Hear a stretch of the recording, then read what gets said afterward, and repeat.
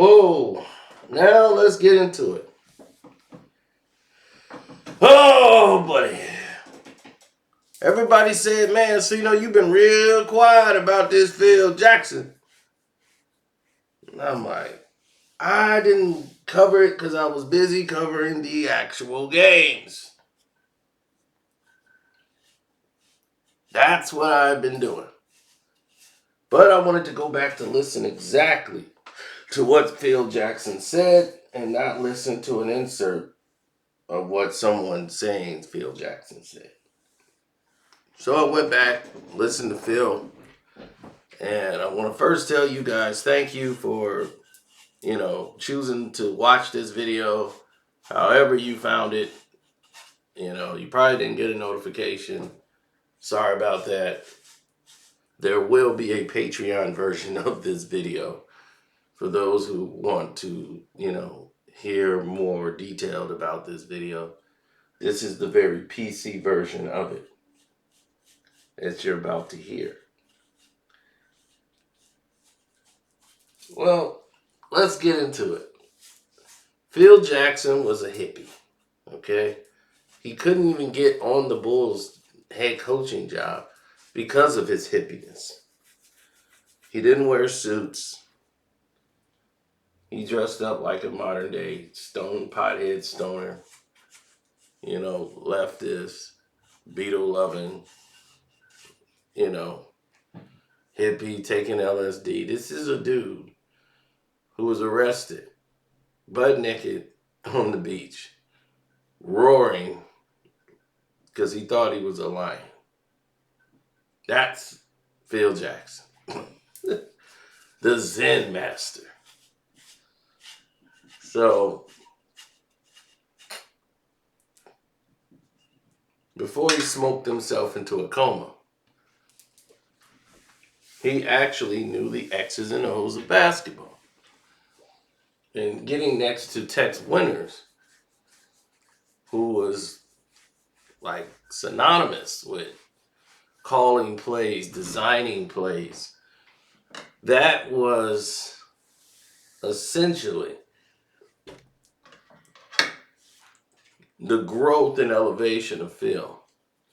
He knew he had to wear a suit for the job, and then he grew into the suit. Then he started to become more arrogant, started disrespecting his wife as he started to get popular, as the Bulls grew and became a championship team. Phil inherited a championship-built team. The Bulls were on their way. And right when they go furthest they've ever gone, they fire Doug Collins and bring in Phil Jackson. They don't win, but they go a little further. Then the next year, they win it. They win it all.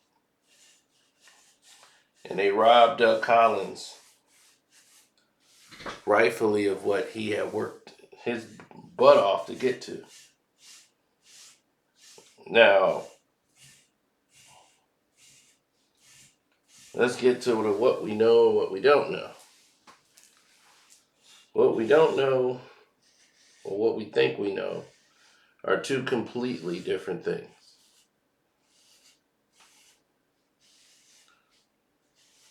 Phil Jackson has never really been considered a racist person. Only until the first person to really speak this into existence was, or hinted at it, was LeBron James, who felt like Phil Jackson's comments about his crew being a posse was demeaning. Like, why are you calling a bunch of black people a posse? And I'm just like, I remember we calling ourselves a posse back in the 80s. My posse's on Broadway. Everybody was rolling with a posse back then.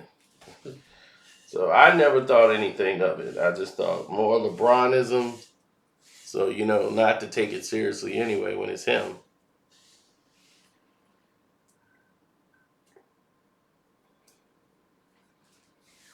Then it goes even further than that. Just when I think it's over, right? I said, well, it can't get any worse than this. It did. We turn around and get to another situation. Yeah, another situation.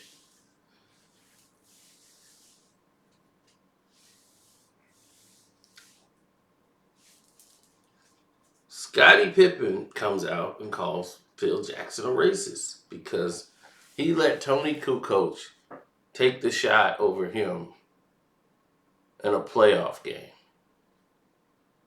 And he felt Phil did it just out of racism.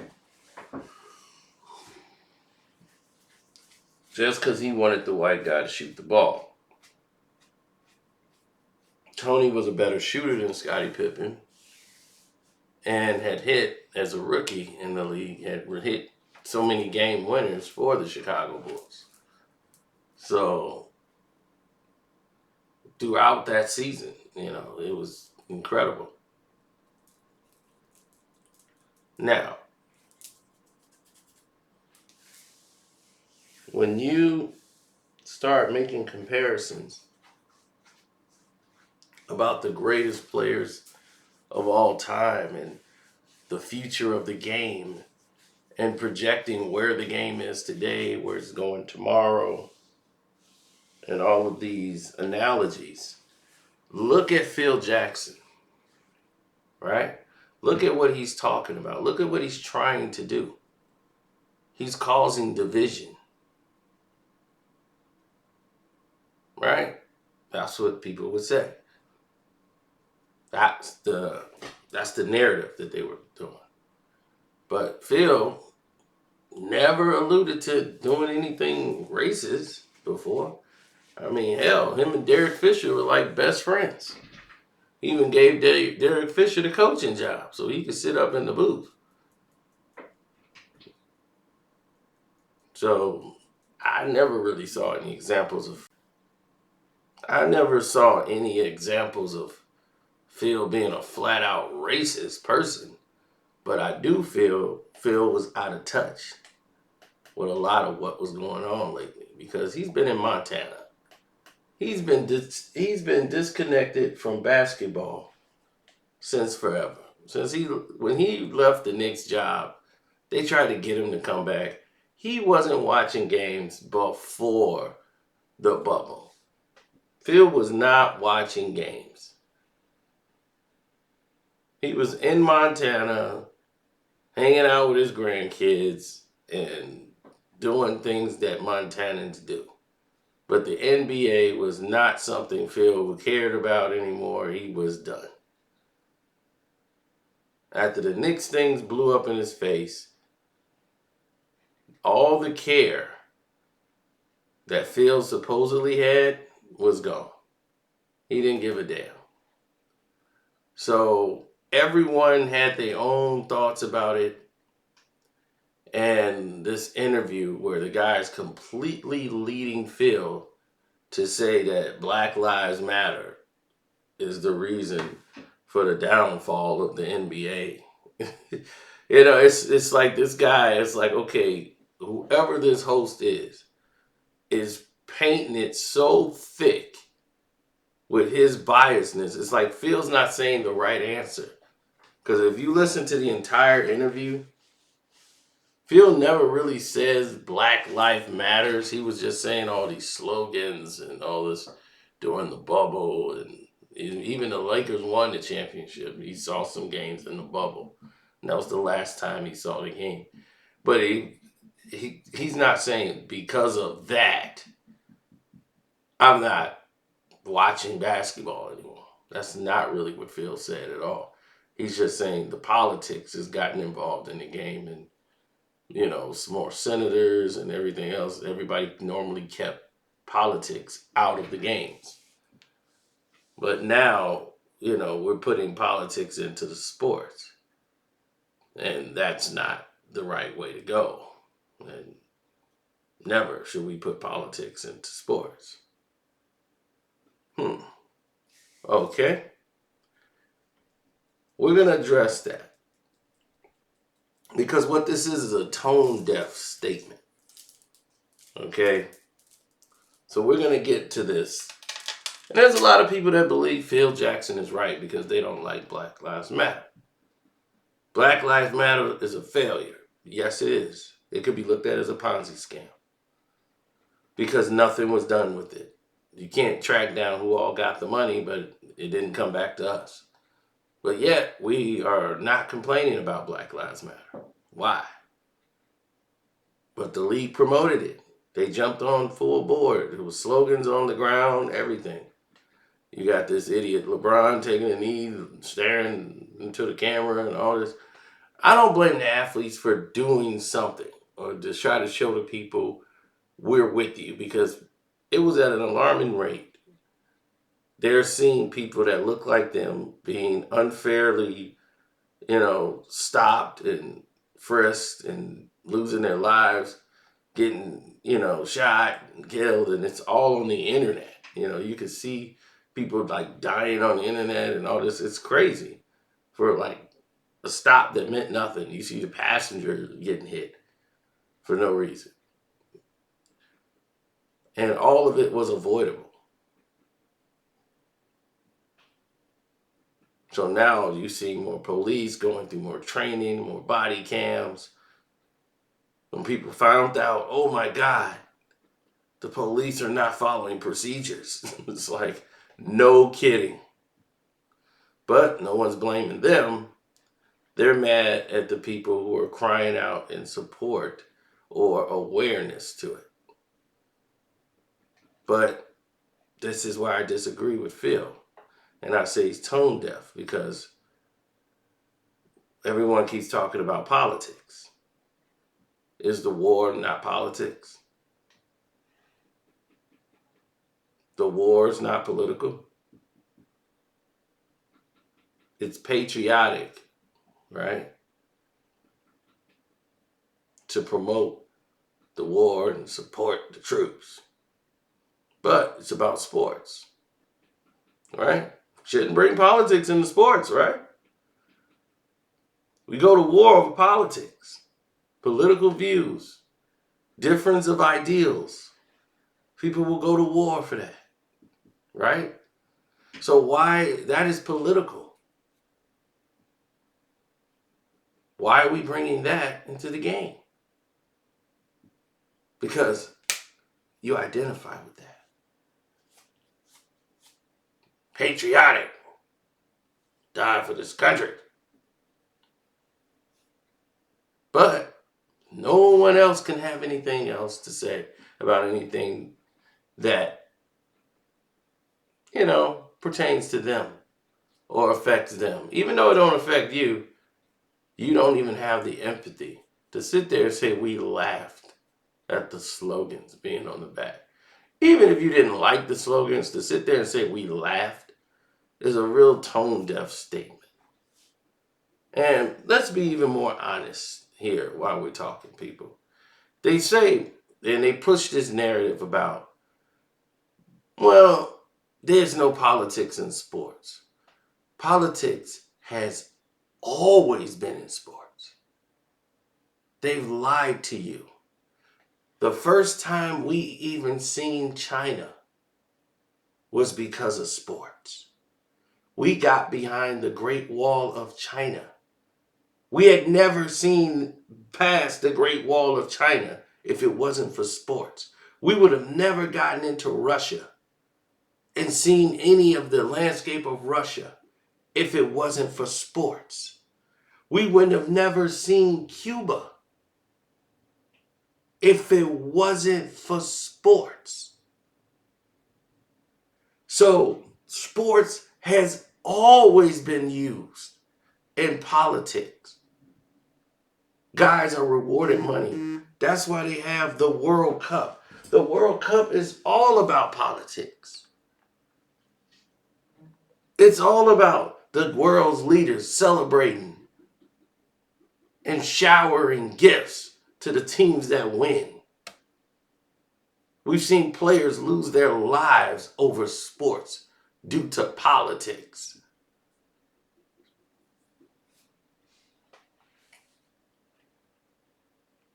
So sports and politics have always went hand in hand. So just to make it clear, Phil Jackson is lying to you. To make it more clear to the layman, he is flat out lying to you.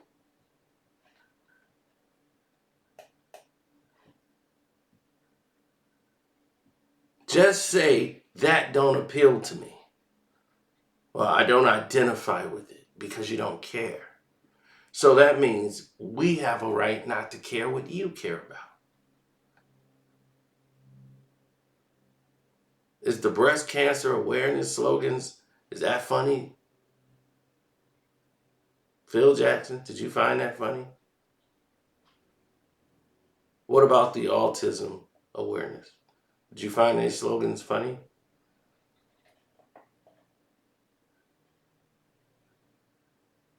You see, it's when you care about something, or it's a group that, or something, a subject that you care about,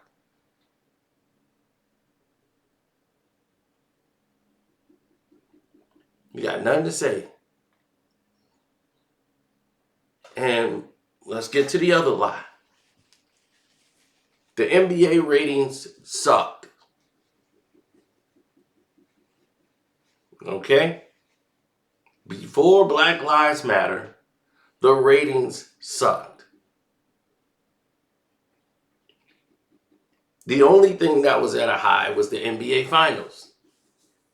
The NBA playoffs has been terrible for years. That's why they kept trying to come up with the play-in and all of these different tricks to get people to watch it. Black Lives Matters isn't what ruined the NBA. You don't want to give the credit to the players that play the game, but let's just decredit them for tearing down the league.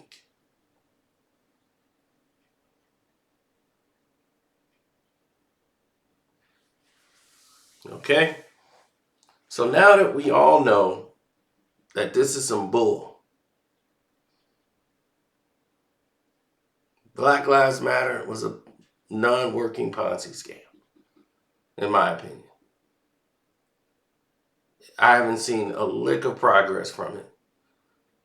The people used it as an agenda and a vehicle to try to remove a president that they didn't like. So they act like they were with it. Use the pain of black people to make a profit for themselves and pull off an agenda. That's it, cut and dry. And people will see that and agree with anything Phil Jackson had to say towards it. I felt Phil was very tone deaf and out of touch.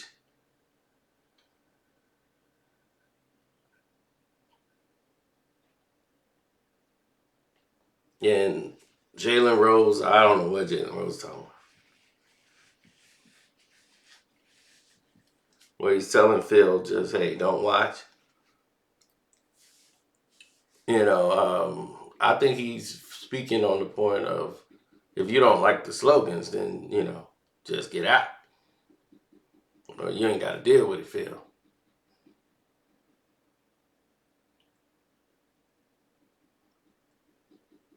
Well, Scottie kind of walked back some of the Phil Jackson, saying what he was saying about Phil.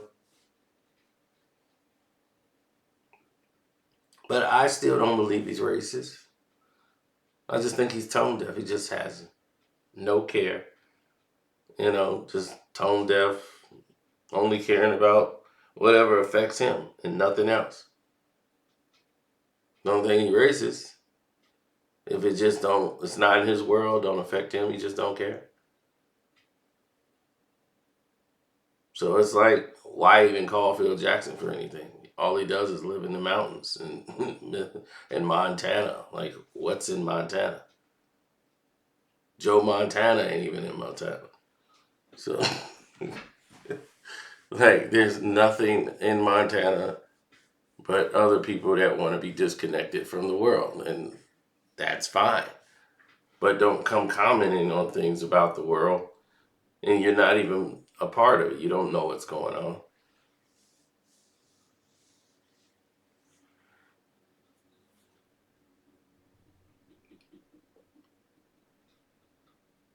So, there will be a Patreon version of this where I won't be as PC when speaking about it.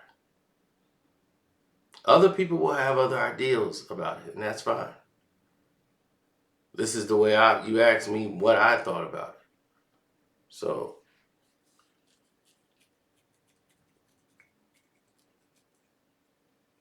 yeah, well, Jalen works for ESPN. ESPN is pretty much Black Lives Matter now. They weren't when they were jumping down, Jamel Hill and them show when they had on the six. It was no politics. But, it is what it is.